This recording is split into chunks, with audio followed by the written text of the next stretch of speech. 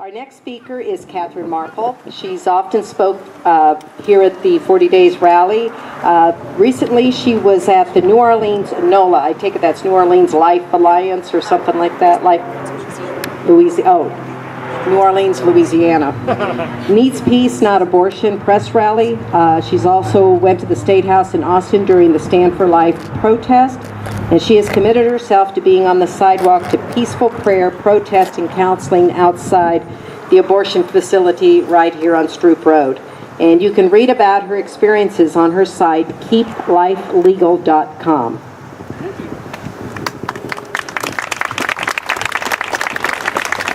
Hi, everybody. Yes, I have a really cool kind of essay. You know, when you go back to school, what did you do all last summer? Well, we did some really wonderful things this past summer. And by the way, I agree with you, but getting the postmenopausal, we're even scarier, you know, when we get down there and do these things. So anyway, through my church, with their prayerful and monetary support, I was able to go down to New Orleans to see the press rally because Planned Parenthood is going to be building a 7,000 square foot facility in the middle of New Orleans. And while that kind of, you know, brings out some like iron people, what's even worse about it is that through recent legislation in Louisiana, you're not even allowed to refer abortion in the Planned Parenthood facilities that they have now. But somehow they kind of got around it, and now they're building this evil thing. So I went down there, and it was just a terrific thing to see everybody rallying around. We had about 1,000 people.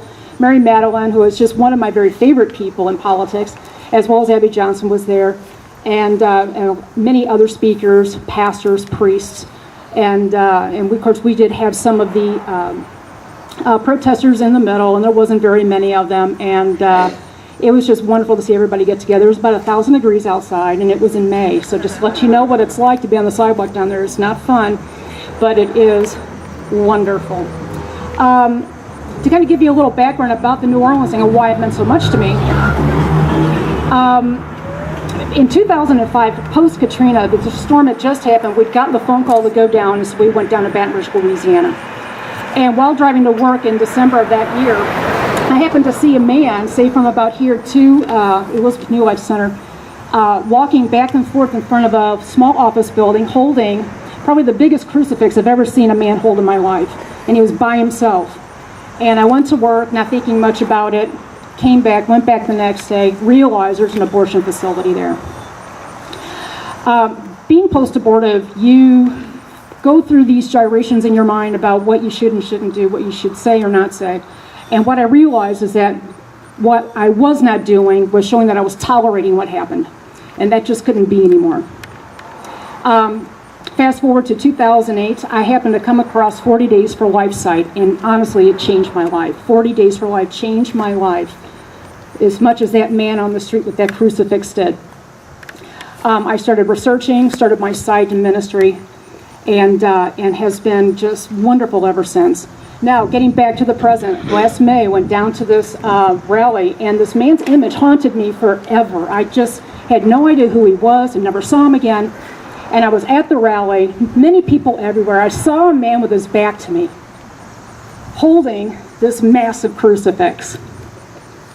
And I tapped him on the shoulder and I said, I have to ask you a question. Do you stand in front of the facility in Baton Rouge, this Delta Clinic, in case you're wondering? He said, yes. I said, I have to tell you a story. The reason I am here is because of you. And I told him my testimony and what happened, and that because of his faithful witness, because I saw him there all the time, even by himself, it's why I am here today.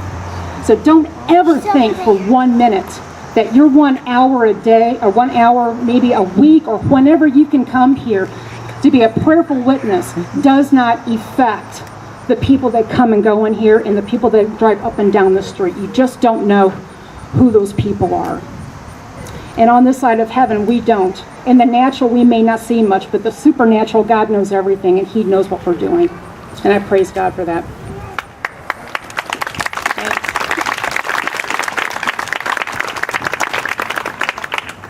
And I got a chance to witness on the sidewalk in front of Delta facility with them. And in 3 days that I was there, we saw 8 turnaways. So praise God for that as well. I'll take it.